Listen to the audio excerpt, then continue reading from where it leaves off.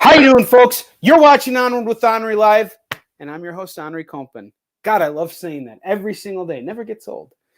Today's special guest is Sean McARDLE. He has put out this incredible book called The FUHRER and the TRAMP. He's also written a bunch of other things as well. He's worked for publishers across the spectrum. Phenomenal guy. I look forward to actually talking to him and getting to know him better. Because I got to say, I am super jealous of his book right here. It is beautiful. It is put out by Source Point Press, and you can buy it right now. The trade is available, and Sean will tell us all about it. So, Sean, welcome to Onward with Onrie. How you doing, brother? Hey, Onrie. How are you? I'm doing good, brother. So, tell us a little bit about who you are and, what you do and, your whole spiel. Okay. I created FUHRER and the TRAMP. My background's in graphic design. I spent a lot of years in various design studios and stuff, but never created anything that I felt personally attached to. You can only get so attached to roller bearing catalogs and catalogs for air conditioners and Rubbermaid catalogs and websites. And I finally decided I just wanted to finish something and create something for me, and that was FUHRER and the TRAMP. That is awesome. And tell us all about this, because I got to tell you, and here's something I don't know if I told you this already or if I'm going to tell you this for the first time, but I love your artist so much, Dexter Wee, that he's fantastic. In between our transition for looking for a new artist for Yisun Shin, he was one of the guys I was eyeing because his artwork is just, absolutely. I hold him up on the same level as Giovanni Timpano's artwork on Yisun Shin. He's done incredible stuff. And I think it was a conflict of it was a scheduling conflict, and but you managed where I have failed, you have succeeded. You managed to lock him in, and you put out this beautiful trade. And here's the thing: a lot of people, they seem to get kind of, I don't know why, and it seems kind of silly to me because I love black and white, but a lot of people get turned off to black and white. Yet this book, it works better in black and white given the context of what it is. And so The FUHRER and the TRAMP is about Charlie Chaplin and him making the movie about where he the great dictator, right? I'm not, okay, cool. Yep. So this is a historically accurate graphic novel. Well, it's its basis in history, but it's all made up. Hitler really didn't try to assassinate Charlie Chaplin. It was more fun in my story if he did. Well, it makes it more interesting, right? So it's not just a biopic, and it calls for the kind of like loose and detailed layouts that Dexter has provided here. And I mean, I'm going to be completely honest, like I was, backstage. I'm only on the second chapter. I have so much going on right now with, in between my own projects and everything, that I just kind of like read stuff when I have a chance. But I am genuinely like enthralled by this. I think it's just a really phenomenal presentation. I think that the storytelling is hilarious and fun. The FDR bit that is in the first chapter is hilarious. It's just like, it's like watching a Charlie Chaplin movie. Yeah, that's what I was going for. That was the inspiration. I wanted to, respect and try to capture his spirit. It's not completely factual.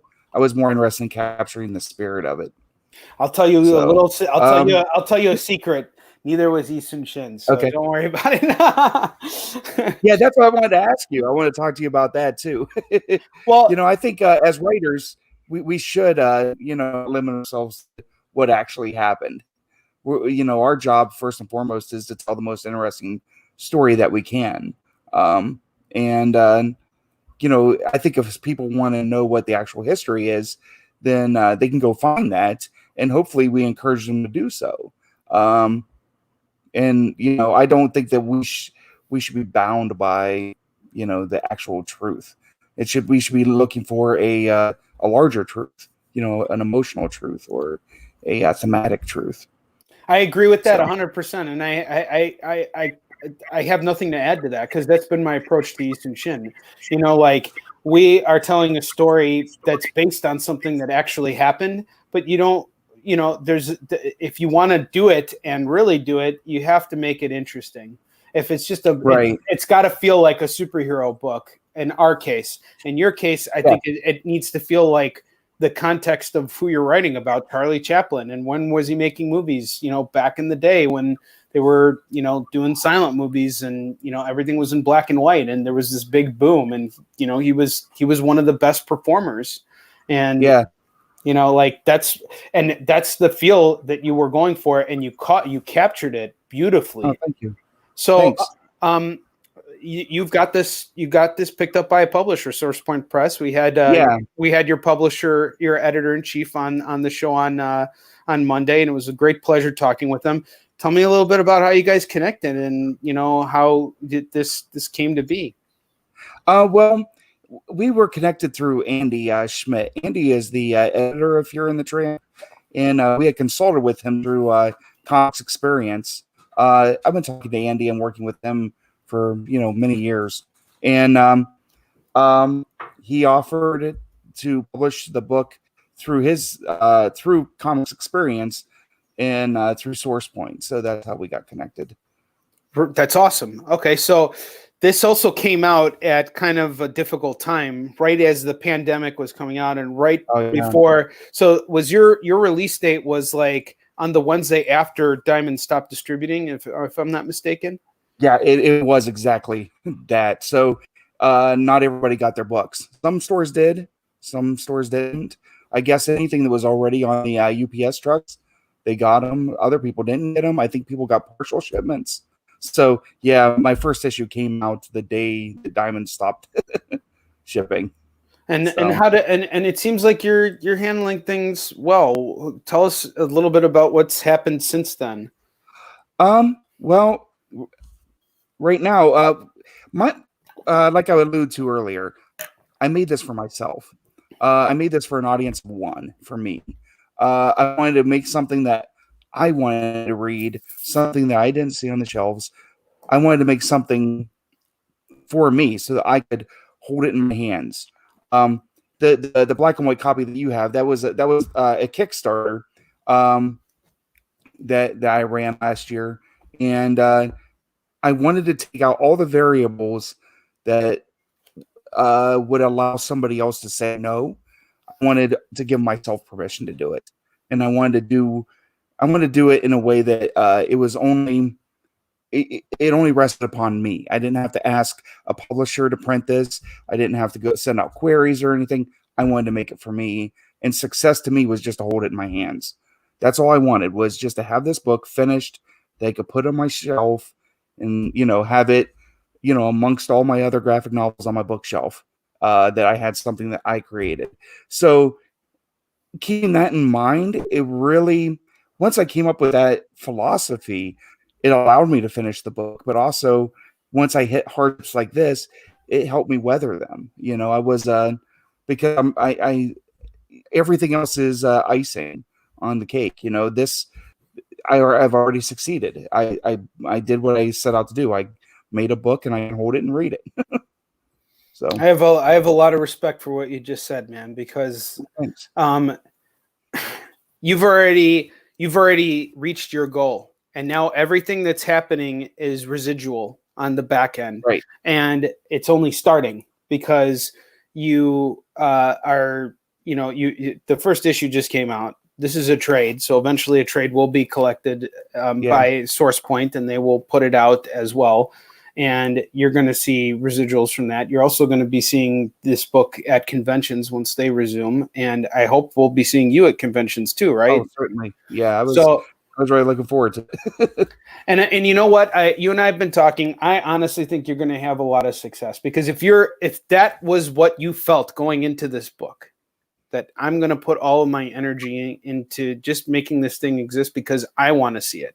That's exactly how I felt when I, first came up with the concept for Yusun Shin. I walked into Borders and I went into their graphic novel section and I said, I want to see my book on that shelf. And unfortunately it never happened, but it's okay. What matters is it's on the shelves of readers throughout the world, right? And Right. and how so let's go into your Kickstarter. How did your Kickstarter do? And like, because I'm sure you've sold books all over the world already, you know. Oh yeah, and you know what's awesome is selling books and shipping them to Germany. Yeah, oh, dude, I love it. I fucking love it. All those international sales from like some country you don't ever think that could possibly hear about what you're doing. Yeah. Certainly there's that, but also just the fact that it's you know, it's kind of an anti-fascist book. It's, you know, we're taking the piss out of Hitler. So it was fun sending them to Germany then. Well, you know, honestly, I think Germans overall. Well, I don't think I remember from going there. They take anti-fascism very seriously these days. Yeah, they do, because of what happened to them historically. So yeah, yeah. I know that my book isn't available through Diamond or through SourcePoint in Germany because I have swastikas in it. Oh, really? So I need to do a new version that I get rid of the swastikas and, you know, do a German translation at some point. Wow, but, they're that strict about. Well, oh yeah, that's Germany for you. Yeah, yeah. And kudos to them, you know. Oh yeah, absolutely. Well, I mean, you know, there's a line I think that needs to be kind of like drawn out in the sense that there's a difference between omitting and forgetting. Right. And if you omit, then it never existed, and if it never existed, thus it can be repeated again. And I think it's maybe I don't think you can ever wipe away the stain of what Nazi Germany represented worldwide. But I think it's important for stories like yours to exist and to be allowed to be sold in Germany, because it's not so much as it's anti-political in their sense, you know, because, you know, we all can accept that he was not the, you know, the most nobly intentioned guy in the world. But, you know, the fact that you're bringing this, he's not the hero of the story. Charlie Chaplin is the hero of the story. And he, you know, was an entertainer that got people to sort of, he was a showman who got people away from, you know, what they were dealing with back in that time in a way that it wasn't done before. You know, he was the MCU of, you know, the late 30s. Yeah, certainly. That was one of the things I had in mind when I was making it, was that that it's a tightrope walk whenever you're dealing with that kind of sensitive material. And so what I would always go back to was I would watch The Great Dictator, or maybe even The Producers, you know, the Mel Brooks movie. Yeah, fuck yeah. And I felt, you know, if I could do that, and I thought that's the line. If you know, I take the piss out of it, if I make him look like, if I make Hitler look like a buffoon, and, you know, that's what Chaplin was doing. That's what Mel Brooks was doing. I think that's whenever I felt safe, you know? Yeah. And then it's funny and it's lighthearted. It's like, you know, keep going. Or, you know, another example, which, you know, my book was already done by the time that I saw this movie, but it was like Jojo Rabbit, you know? I haven't seen that yet. I have not seen that. I've been telling my wife that I want to see it. Yes. So yeah, Jojo Rabbit. Great movie. Yeah. So, but, you know, and it was weird. It kind of dealt with some of the same things that some of the same conclusions I came to with, as regards Nazi Germany. Well, yeah. Yeah, I think your opinions are shared universally for the most part, you know, aside from the people who are certainly. But I mean, some of the childish nature of it and some of the juvenile philosophy of the Nazis, you know, it's it's not a mature philosophy. It's the philosophy of a 15-year-old. You know, it's not in you know, Jojo Rabbit really plays with that a lot by using the Hitler Youth and the way it addresses it. And I kind of try to do the same thing with the way I presented Hitler too. So, you know, it's interesting because I've been thinking about this lately. Like, we as adults are simply emulating behaviors that we learned when we were children, which are kind of like instinctual. Like, for example, kids fight, and what happens when kids fight? They get separated. So, you know, like now we have this whole like system set up of divisiveness that, like, if we can't agree, then we can't be together. we can't associate with each other if we have opposing viewpoints, because then we're going to fight. Well, I think the problem is that we're not talking enough with each other and listening, because we are so quick to be offended by the things that we're hearing that it gets kind of like the messages can get lost. And a lot of it, particularly in film, was presented in almost a juvenile way, because that's what made it funny. And just like what you were saying right now, if that juvenile philosophy didn't exist, then there'd be nothing to laugh at. Or if someone didn't point that out, that like, look, we're behaving like kids here, and that's, that's what my mother-in-law always used to tell me when my wife and I would bicker with each other. She'd be like, you guys are being like kids, it's like, knock it off, grow up, Yeah. Act your age, not your suicides. So with the Kickstarter, there's a couple. I took a lot of time to study Kickstarters and what made it a successful Kickstarter. And what I did, first and foremost, I think that anybody that wants to do a Kickstarter should have the entire book finished. I mean, maybe you need coloring or some lettering or something, but it should be 90% done, because I don't know how many Kickstarters I've backed, and then year, 2 years later, I'm still waiting on a product. And I don't think that, that's not a good look for a creator to do that to people that invested in them, invested in their idea. I think first and foremost, before any creator would ask somebody to invest in them, they need to invest in themselves first. I agree with that. And I've learned this mistake myself.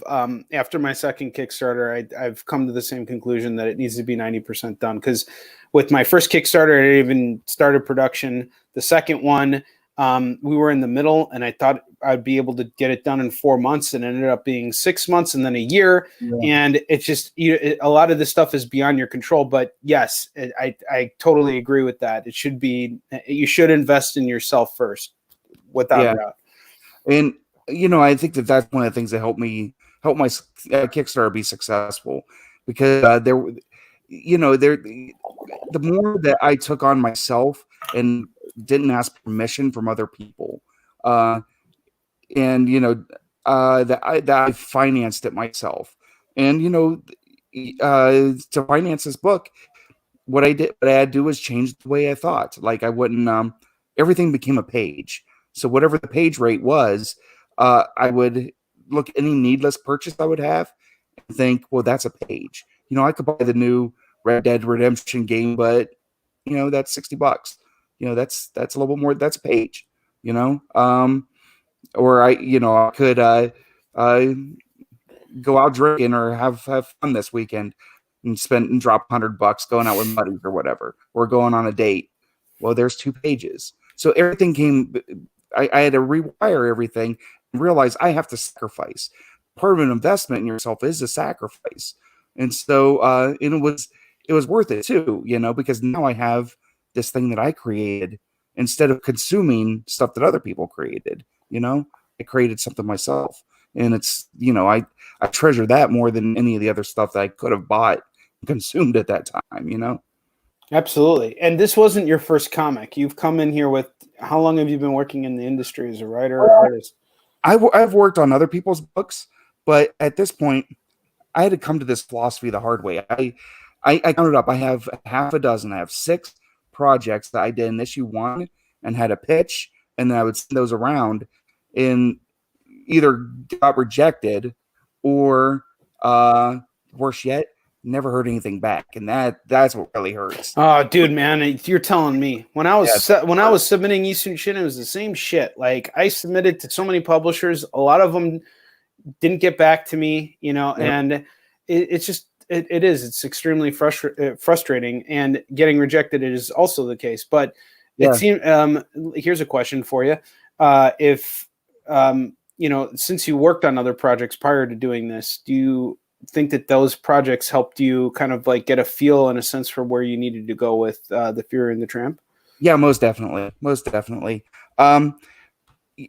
I'd worked in a lot of different. I had done some penciling on some books, a lot of coloring, a lot of lettering, a lot of production.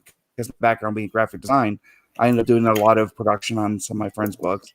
The co-writer of the book, John Judy, while I was doing those 6 pitches, finished first issues and, pitches, he finished a 5-issue miniseries. And I helped him with it. I helped him, with the coloring and lettering, graphic design, and all that stuff.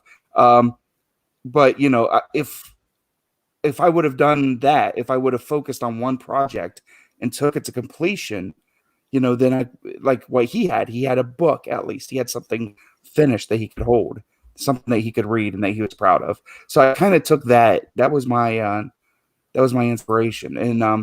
And that's another reason he's the co-writer on it too, because I know he'd keep me honest. He would, if I'm like doing this myself, I get discouraged, or I'm financing this myself. Well, then, I can suck up the loss. But if I have him along with me, I can't expect him to suck up my loss for my project. And I knew that he would help drive me into finishing it, and also curb some of my worst instincts.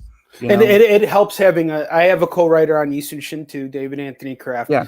And it helps to have a sound wall. And I feel like, dude, you and I have so much in common with our projects. It's startling and it's amazing. And it's cool to meet somebody like me. It's cool. It's like looking in a mirror.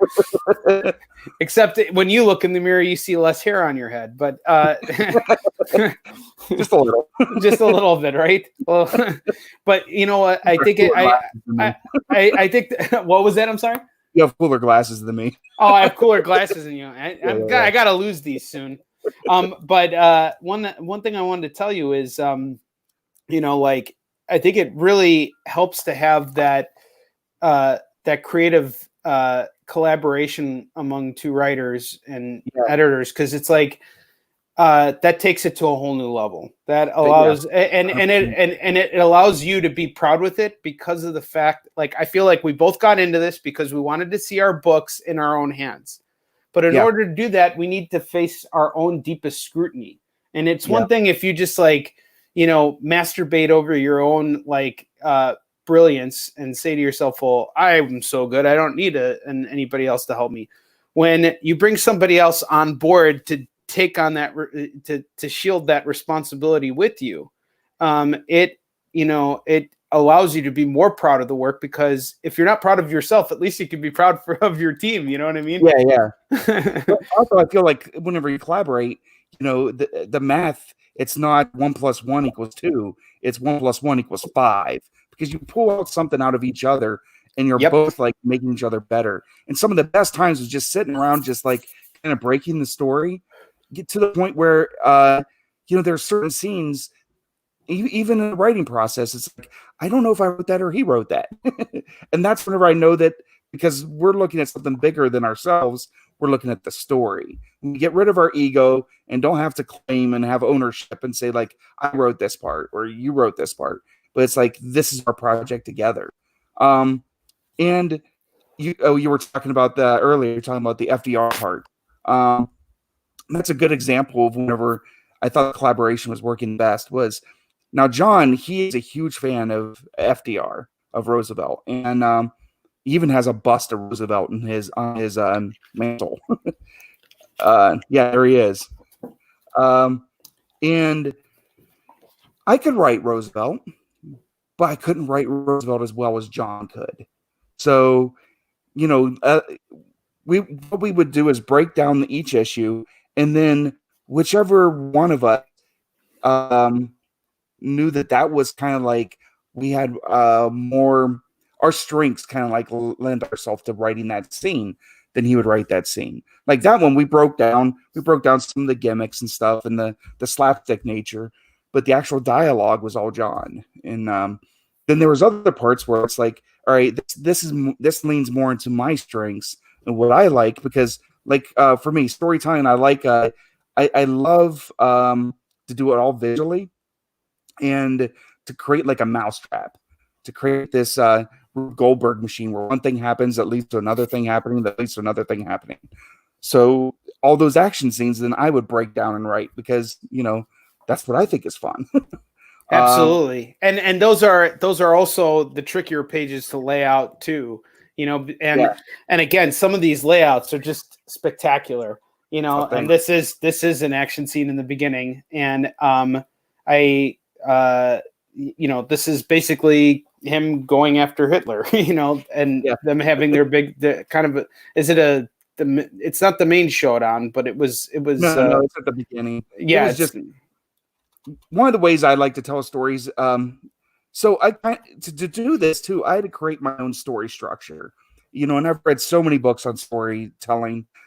There's some good ones for comics. Peter David has a great book. Bendis's is pretty good too. Alan Moore's is Alan Moore. I forced myself to read that book, and God forbid if anybody hears me speak about Alan Moore, I might find myself a head shorter. But like that book is just so dense, and like a lot of people are like, "What are you talking about? You're an idiot. How do you not know the brilliance of Alan Moore?" It is brilliant. His book is that it is a brilliant book. But it doesn't give me the tools, It's not giving me the actual like nitty gritty tools that I need to be able to write.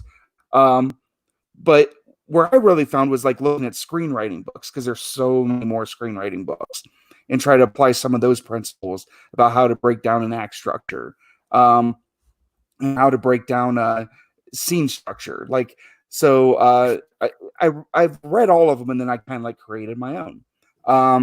And breaking it down, I make tutorials too on my website where I kind of show how I break down a scene. And what that did is I found that to be freeing instead of limiting, because I could lay down each page and know what had to happen in each page, but then it gave me flexibility and freedom to be able to be creative within that structure, that I could do something different. So you had a lineup basically to kind of tell you what was going on. Dude, you and I are working the exact same way. We have a lineup. We deal with a lineup too. And it allows you to attack certain scenes and bring out the most in them.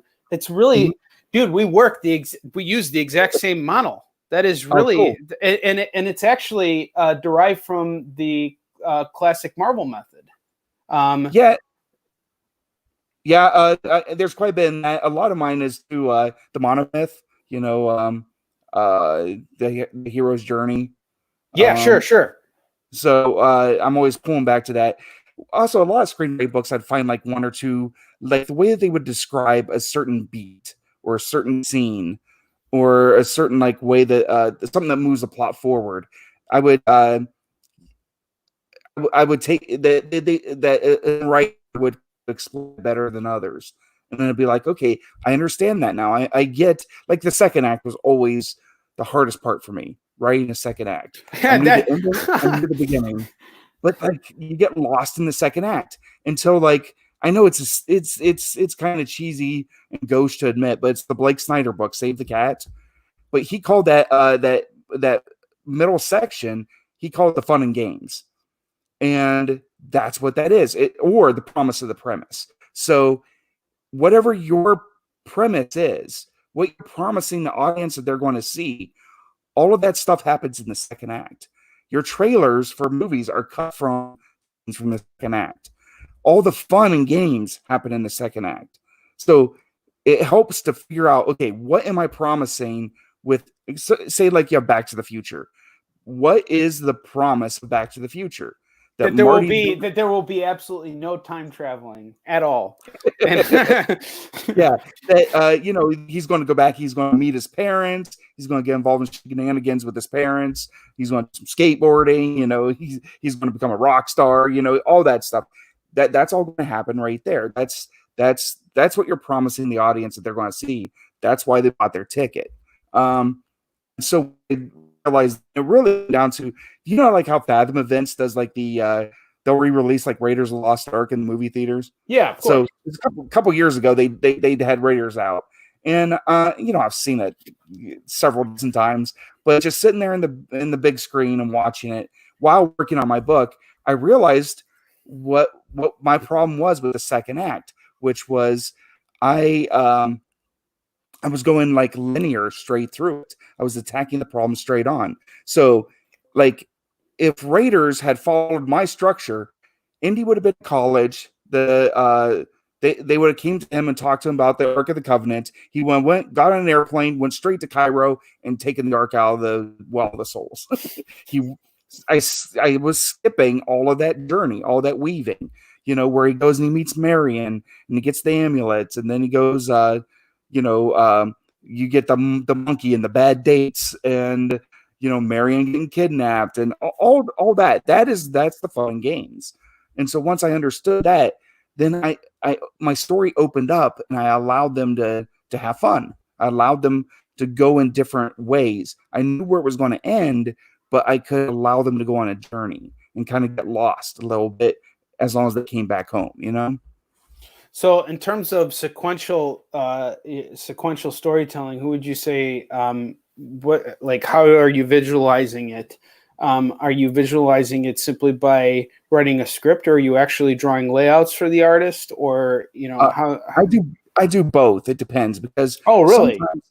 Sometimes it's like for a certain gimmick or gag to express that, I'll write it out, but then I'll have to do like a little sketch because it's a visual gag, and it's like, how do you describe that? Sometimes like for this gag to work, the camera or the viewpoint has to be at a certain angle. Your characters have to be in a certain position, and there's certain little visual cues to allow that to play out. Does it make sense? Absolutely. No, dude, that makes perfect sense. And that's something that I got to say too, to comment on the looseness. I can totally tell that you did have some hand in the layouts, because like, look, if you look at that panel right here that I'm pointing at right here. Yeah.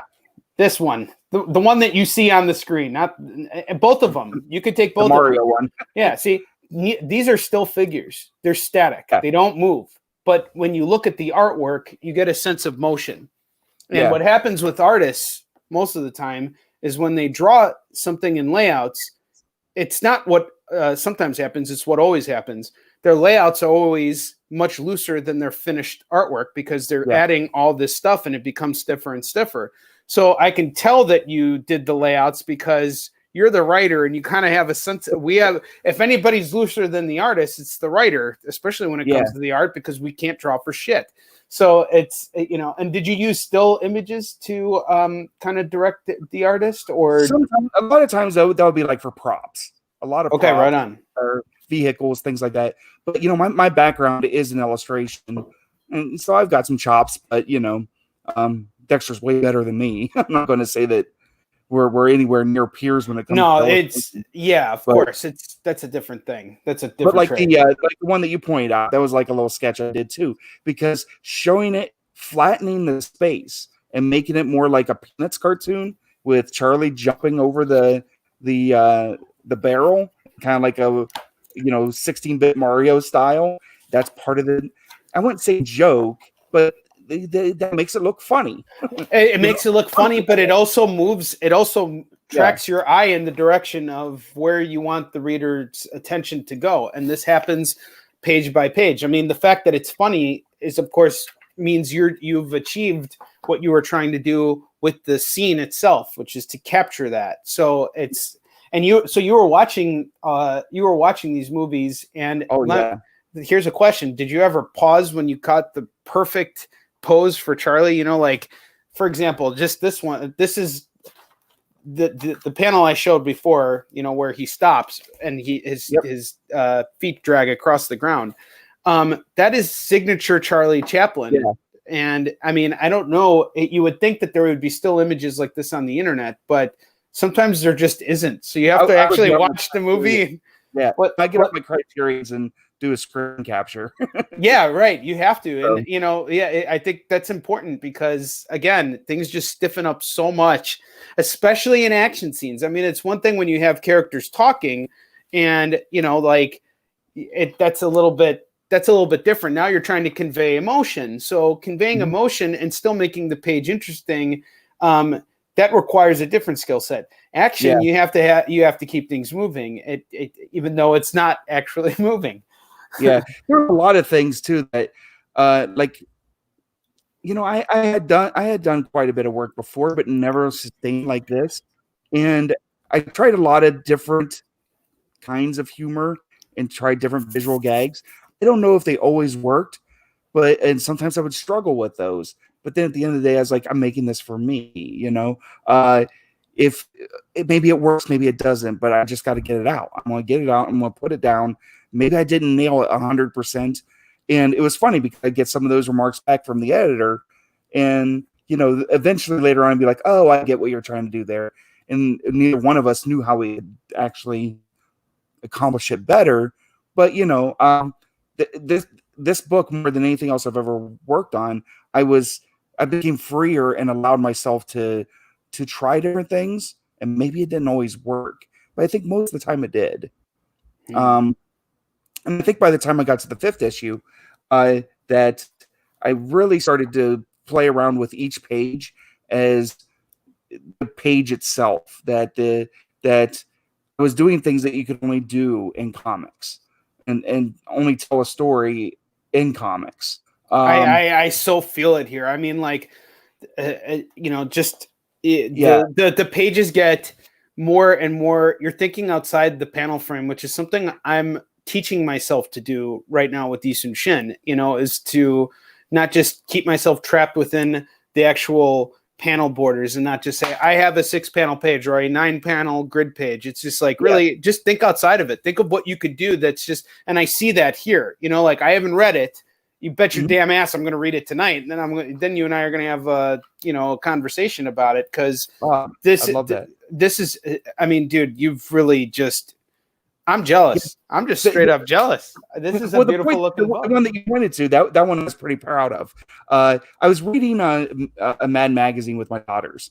And you know how Sergio Agoni's would draw like those little characters in the gutters? Man, was he brilliant. He was I love Argoni's. But then it just kind of, I was having a problem right there in that book because I have the teams are split up. You have Charlie and what he's doing, and then you have the backup team, the B story, kind of going through, and finally they meet. Typical action setup. But from like the way I had it written, it was like, all right, so here we have a scene, maybe 2 pages with Charlie and Hitler. Now we have a page with Hetty and Errol Flynn and the rest of the team, and then we're back to Charlie and Hitler. And breaking up that, it just kind of like lost momentum. And seeing those Sergio Agoni's drawings made me realize, well, I could just the B story and stick them in the gutters, and in the margins. So the story plays out. The B team is playing out through as they weave through the gutters, and so it's kind of like an economical way of storytelling, but also it was fun. It was hard to do and hard to plot out. But I felt like I was stretching more. I was trying something different and trying to like see what I could do and what I could add to my skill set. I got goosebumps. I really do. I'm not bullshitting you at all. This is just wow. And as I haven't had a chance like to really kind of go through it because. Again, I like to just read the comic. I don't like to spoil it for myself. It's kind of like a movie. You don't buy a movie and then just start flashing forward. But as we're having a conversation about this, we're talking about technique. We're talking about story. I can't help but look. And I will enter this now with far more appreciation knowing what I do now, because it's kind of like I get to see the director's cut before reading the story. And that's something that I think has been really wonderful about my experience with the show, is that not only am I getting to know all these new creators and people who are serving pertinent roles in the business, but I'm learning from all them and I'm getting turned on to their work. You guys are all selling me, and I have absolutely no money, and I have no idea how I can continue to support you all, but I want to, because it's just, there's so much great stuff out there. And I really relate to what you've done with the FUHRER and the Tramp. And it's just, I'm looking forward to absolutely getting through it. But I want to talk to you about your artist a little bit more. So as I mentioned in the beginning of the show, I hold your artist in very high regard. Yeah. And you guys have you know, aside from your book going through this, through what it has, I read on Facebook, I saw his post because we're friends on there, that his wife had recently passed away. Oh yeah, that was so tragic. Oh, and without getting into that too deeply, because I don't want to reveal any personal information or put him on the spot or put you on the spot, but you guys are a fucking team. You guys are like sticking together. I see you posting stuff and tagging him in it. I see him posting stuff and tagging you in it. What's your relationship like right now? You know, you guys are. Dexter's. I've never met him. But he's my brother. You know, we talk almost every day through Messenger or email or whatever. But you know, I was working on a book myself. It was over 10 years ago. My daughter, she was just born, or my ex-wife was pregnant with her at the time. And I wasn't going to be able to draw it and write it and do everything myself. So I needed to find an artist. And I found Dexter. Dexter was working at the time. He was working at doing graphic design and drawing signs. He's from the Philippines. He was drawing signs like a mall. And he always wanted to get into doing comic books, but you know, there isn't that many opportunities, or there isn't a route there to do that. What I did was I can't remember if it was Pencil Jack or Digital Webbing. Yeah, but, right on. The sites are still around. Yes, I put up a listing, and you know, it's like, hey, paid work. Just give me your rate and send me some samples. And so I got like over 100 submissions. Just saying that you're going to get a ton of submissions. And to go back to what we were saying, invest in yourself, pay your artists. I believe you should pay your artists, you know, invest in yourself. And don't expect them to invest in you. Yeah. When you say a page, you're literally sacrificing playing Red Dead Redemption 2 to pay your artists to help realize your vision. You are taking money out of your own pocket and you're investing it into the artist. And I am all for that. And I fucking make those decisions all the time at conventions. You bet your ass that, like, when I'm out there, I get invited to go hang out and go get shit-faced and spend hundreds of dollars on, like, you know, drinking and food and everything. But I have to make those decisions very carefully because I can't afford these things. And I need to bring home money in order to make this sufficient. And it's very easy to blow money at shows. And you have to make very smart decisions. It's hard to turn a profit at a show. Absolutely. Being there, just, you know, travel expenses, everything. But so I whittled that down, the 100 submissions down to about a dozen, and sent them all one page. And this page had like a little bit of action, had like a nice little, you know, 3/4 bust shot, so I could see like face, an establishing shot, so I could see, like, you know, could they draw buildings and cars? And then now this is kind of like a little bit of the asshole in me, but I wanted to see who I could work with. So absolutely. I read marked each one of them, even if it didn't need it. I was pointing out, I was like, you need to foreshorten this hand differently, stuff like that. A couple of guys got pissed. Well, we're not going to have a relationship. You know what? You're not going to have a relationship. And here's the thing. You want somebody that wants to be challenged and wants to raise your stakes. That's what you're investing in. Yep. He was so the page he gave me was great to begin with, but you know, I marked it up. He did those changes. He was so eager to please. I could just tell that I could have a working relationship with him. So, you know, we worked on that, and we've been working on and off, and you know, we gave him his first work, and then we were able to give him enough work that he was able to quit his job at the mall and just draw full time. And there's about, I think there's 8 to 10 of us that we all stay in close contact. But you know, we all support Dexter by you know, giving him work. We all have to kind of queue up and you know, realize that the other guy's project has to come out at some point. But you know, Dexter kind of manages that. But also, we've been able to do nice things, like, you know, we were able to send his family on a vacation. Like, all of us. Really? To you know, he did really good 1 year, really killed it for all of us. So we sent him, you know, for a couple weeks, let him take his family to go to a little resort, which in the Philippines is like, you know, an awesome resort, like $25 a day. No, but you know what's really what I'm really touched by is the thought that went into that, because you know, like it's money out of your pocket, that is more, it's more gratitude. Like, why not spend that money on yourself, you know, or on your family, you know? Well, the reason I bring it up is not to give, you know, myself or our group kudos. It's like I want to, like anybody else that is looking to have a relationship with an artist and wanting to create something. It's a brotherhood. I think, yeah, that's how you have to enter into this. And you know what I do with my team whenever they turn in work, and you know, they spend hours doing it. What I do is I tell them, where's the next page, you know, and I start pushing them really hard and making them really hate me. And, you know, I think the fear that I hold over them, I'm just kidding.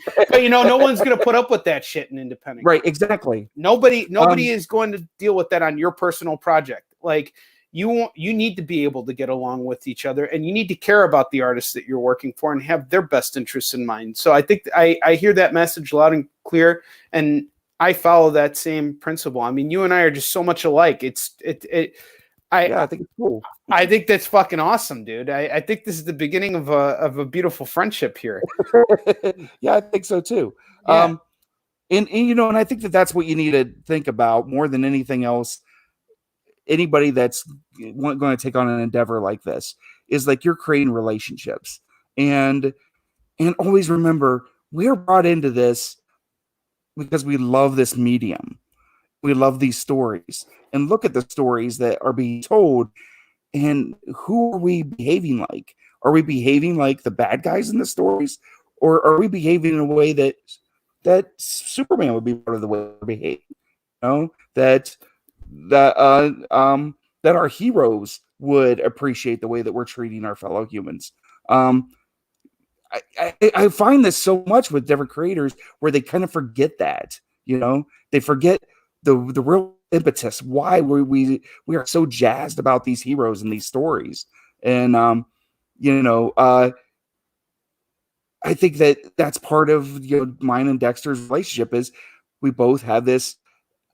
Our core value set is set by superhero books, by Superman. You know, I agree. I think, and I wouldn't even just say that. I wouldn't pigeonhole it into superheroes general. I would say that it was the way that superheroes were brought to us in today's world. Like, you know, the way the storytelling was done, you know, the way the stuff was written. I mean, I channel a lot Stan Lee, you know, like Stan is the man, you know, and what he did for Marvel and the kind of characters he created, it was the approach to storytelling, and now allowing that approach to transcend superheroes and find new heroes and find new kinds of things to write about outside of what is considered mainstream. I think that is the next mainstream. Yeah. Because where else are they going to go? Eventually, they're going to turn to what we're doing and looking at it as, wow, this is what's hip and cool. And you can see stuff like that happening already historically. Like, you know, Charlie Chaplin's movies have always been famous. He will always be known, no matter what time period it's in. And you know, you got this fresh book. Now, what is your grand vision for this? Is it you've achieved it, or I mean, would you like to see this adapted to movie, or? Well,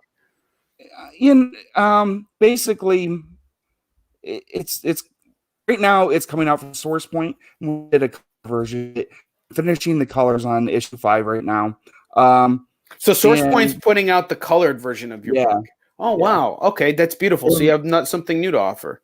Yeah, and there's probably a dozen new pages because I had to go back and fix some of the things that the Chaplin estate wanted to see changed, and some things that the editors brought out, and some things myself where I thought I didn't hit a transition right a couple places. So I colored I'm working on the colors myself, which is fun. I get to get in there and really dig into to Dex's beautiful artwork, and that doesn't get my fingerprints all over it. So once that comes out, I guess we were talking about like how the day that my book dropped was the day that Diamond dropped, or that the quarantine started. And that really kind of, I had a pretty rough week. But then I really thought about it, and my goal though was always about the trade. That floppies just like entry points, in the way that I could have something to send out, comp copies I could send to, stores or whatever. But the trade is what I'm always focused on, getting that collected hardcover. And another thing too is it's not gone. That's what I think is very kind of like vapid about the and off-putting about the Diamond distribution model, the direct market, is that once a comic is offered once, it can never be offered again. Well, that doesn't mean that it can't float around at conventions and that you can't sell a shit ton of them, especially in floppy format. So if anything, it's just like everything was put off, but it'll all pick back up in a few weeks, as far as Diamond stuff goes. But and Source Point has a really strong presence at cons, and that's they do. We talked all about that with Travis, and you guys are hitting up 70 conventions a year, and this is a book that I honestly can tell people who love Yisun Shin and love Marks are totally going to jump on this book. I would buy this at a convention myself. And in fact, I'm actually going to hunt down your first issue because I want to see your colors. I would think that if you colored it yourself, that you had to put a lot of thought into what you were doing. Did you color this?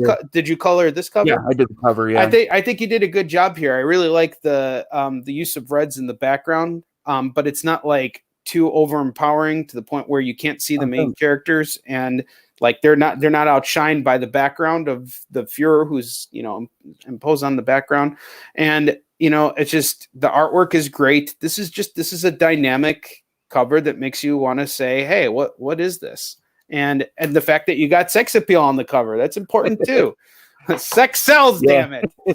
Well, the coloring, I play a lot with warm cools with my contrasts. And I kind of noticed you did that too with your book, that you play a lot with warm and cool colors to bring that contrast out. Absolutely. So, you seem to be a big fan of red too. Well, red is honestly, it's a color that it's kind of like the word fuck. It has lots of different meanings, and you can use it in all kinds of different ways. And it's like the greatest word ever invented. That's how I kind of feel about red, is it can be used to trigger so many different things, emotions and everything. So, that's really cool that you do that too. What are but I would think, I'm surprised, because looking at a black and white page like this, I would think that the colors, your approach would be to take more like a murky tones, kind of like what David. Well, here's what I did. First off, you'll notice that my color philosophy changes throughout the first issue. I'm trying to find my footing for coloring it, because I wanted the colors to be additive. And at the beginning, I was trying to do, I was doing something really nerdy, something that only I would appreciate, which is trying to do a Technicolor 2-strip, which before they had 3-strip color RGB, they Technicolor had green and red. They didn't have blue yet. And that was the first color movies, like in the early 30s, late 20s. And you could see some of these. The image looks lots of pinks and teals. Yeah. Because they're kind of going for more of those, like, the kind of that cyberpunkish type of feel going on. Yeah, and it worked. That works too. So I was trying to stick with that, and I thought, okay, now I'm being like specific to the technology that was available at the time. I don't think I'm betraying my idea of it being in black and white, but then by the time I got through the issue, and especially one of the late issues, sometimes I just wanted to get a goddamn sunset. Yeah, I just for want sure. to paint a really nice sunset. And so then, I don't want to be limited to this idea that only I appreciate. If I want to get some purples and fuchsias in there, I'm going to do it. And now my coloring is way looser. I kind of go into each scene like a cinematographer and think about like what is the mood of this scene, and so what color palette am I going to use, and then play around with those. So like this scene feels like it should be a little bit more moody, so it'll be more blues. And that maybe that makes the characters pop out more with the warmer skin tones. I kind of found my voice as a colorist while coloring, and I felt like I did that through the writing, and everything in this book is I can see where I kind of grew as an artist and as a creator, and and I'm really proud of that. As you should be. Oh, thank you. But yeah, so basically you're asking like what the grand plan is for this. Like I really want to get out and get to cons. Dude, I can't fucking wait to see you at conventions, brother. I was just actually leading into that right now. Well, it's especially like I watch all your videos, and it's like, okay, I want to try that. I want to. You will fucking like kill Onrie. It. You can do it. You can absolutely I won't do have it. A sword. Maybe I'll have a cane. It's okay. Don't worry about it. You can borrow my sword. Whatever's gonna make you feel like you can do it. But you know what, man? I'm telling you, I'm giving you my endorsement right now in front of everybody, the world. This will be there permanently. I have 100% faith in you. I think you're going to do great once you hit the convention scene. I'm glad that I didn't even have to ask you that, and that this is just what your plan is. You are going to have so much fucking fun engaging people. I'm really disappointed that's not happening this summer. I know, but be patient because it's all channeling in. Trust me, I feel the same exact way. Yeah. Our time will come, brother. I promise you. Yeah. We will. We'll be back. Happens. I really want to go to Baltimore this year. I think everybody wants to go. Everybody wants to see this stuff happen again. We have high hopes that this will clear up sooner rather than later. But I'll tell you this: it's better that it unfolds naturally the way it's intended to, and that we don't focus too much on I agree on all that. Yeah. So no, I agree. It's that balance. No, I agree. I everybody needs to stay safe. I don't think that anything that we can do to limit the amount of casualties and losses, but also give our healthcare providers, give them a fighting chance. Absolutely. No matter where you fall on the spectrum, and all this stuff, we all have to kind of like be mindful of what is going on in other people's lives. And, but I can tell you this, I promise you, no matter how difficult or adverse and overwhelming the situation will be for both of us, I can tell you right now, I will always have your back with this. I think you did a phenomenal job, and who knows, man, maybe we'll collaborate together. I really like your approach. I mean, I feel like we literally have the same exact approach to, making comics, and, just finding the right project is all it takes. Yeah, I appreciate it. Yeah, I would love that. Awesome. And and I can't, like I said, I can't wait to get out there and see a pitch. Like I see a pitch online, but come on by, man. My table is an open space for anybody. You kill it. Thank you. I'm afraid to, but at the same time, I think that I can. But why should you? There's no fear. Look, this exists because you made it exist. And just hearing how passionate you are about this and all the time you put into it, it's not like you're trying to take money from people. What you're trying to do is you're trying to get them to have the same feeling that you did making it. Just take that a little fraction of that and bring it home with them. And that's what I'm hoping, that the little bit of where I find, I don't know if you've tried this, but what I really like to do is I like to do panels. And of course, that's what we're doing right now. Yeah, I mean, like at a con, do a panel, and then every time I go back to the table, that's whenever I do my best business. Of course, and it puts you on it helps build you up. I think what the key to everything is believing in yourself and trusting yourself that you've done the best work that you're possibly capable of doing. Whether people see it or not is up to them. But the point is that you are in a state of confidence. You've got a wonderful team that has your support. You've supported them. They supported you back. And that gave you something to get out there and fight for. And it's not about you becoming a millionaire or whatever. It's about you sharing the joy, spreading the good word, you know? Well, you know, I've done Artist Alley for years. But it's this, it's like every time that I step out on the con floor and I go into an Artist Alley, nearly every time, it's like you get that imposter syndrome. You look around and you see like, of course, Jim Lee. Like the one time I was set up at San Diego, and directly across from me was Jim Lee doing sketches for free, and I'm charging $50 a sketch. I'm like, there's Jim Lee. Yeah, you know, it's a completely different ball game. That's where I'm afraid. It's like, oh, look, it just like all of my heroes here, and I'm, you know, do I belong here with them? Yes, you do. Of course you do. Just this is why you belong there. This is I'm telling you this because this is something. Jim Lee is not making books like this. He works for DC. He's not making any books. He's sketching his ass off right now. That's what he's fucking doing. Okay. And props to him. He's also running a publishing company. So I'm not saying that what he's doing is worse or better or whatever. Yeah. There is nothing like this out on the market because it's yours and you did it because you love it. And that's what sells the book every fucking time, man. Yeah. Well, usually it's like, I haven't had this chance yet. I haven't had a real chance to market the book yet, but you know, it's kind of like I set a win then, and I find my niche and I find my crowd, you know, and I know who's walking past the table that I can pitch, and you know, who is a waste of time to pitch it to. Of course.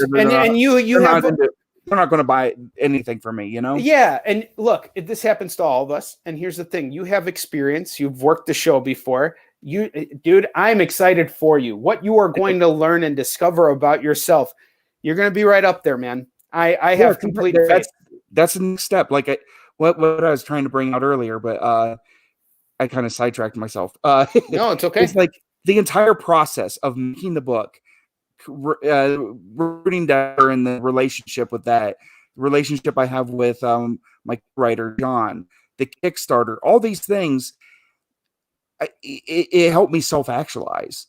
I think each one of these things has helped me become a better person, not just in this arena, but just in my whole scope of my life. And so I'm hoping that, you know, maybe getting out and doing cons and being able to sell for myself and building that confidence, you know, maybe, you know, that's another layer of self-actualization I can get to, you know. I think that whatever we're writing, that quest of trying to get to know ourselves better and challenge ourselves and our expectations and our preconceived notions and learn.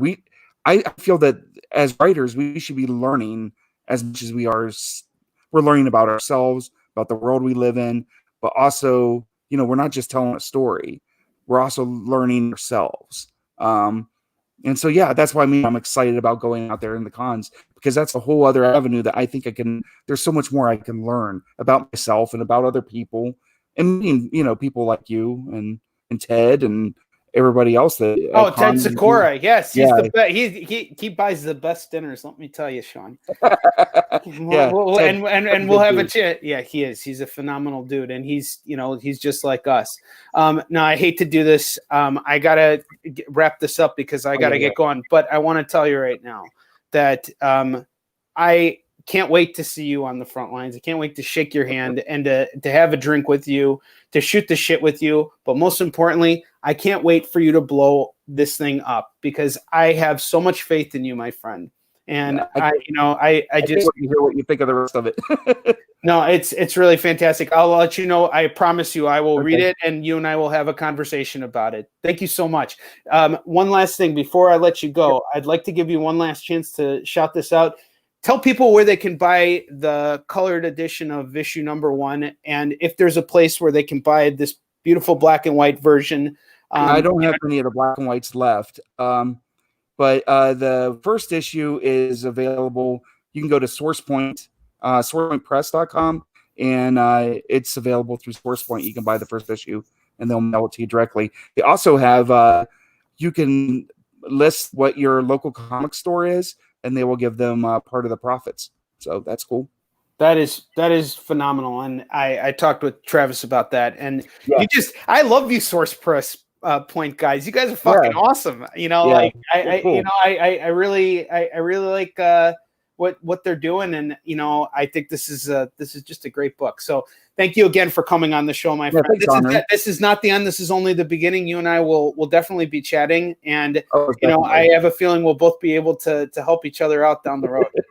Looking forward to it. Stay backstage. Let's chat for a couple more minutes. Okay, I'm just gonna wrap this up. All right, hang on a second. All right, thanks. All right, no problem. Okay. All right, folks. What a great episode. What a great guy. I'm telling you, his book is the shit. Please buy this thing right now. Go to Source Point Press's site. Buy this book, okay? I'm actually going to go and hit them up and get that first issue in color because I just want to see what Sean has done with it. I'm going to read the rest of this when I get time, and I will hopefully find some tonight. It's just everything, the hours just slip by me because I'm having so much fun finding new guests to entertain you guys with, and writing the next issue of Yisun Shin and working on all of my other dynamic projects. So join us tomorrow at 3 p.m. We got Ashley Riot, who is a amazing cosplayer and artist. She's gorgeous. She makes such an impression on the convention scene, and I can't wait to chat with her. So I'll see you guys tomorrow, and until then, onward to victory.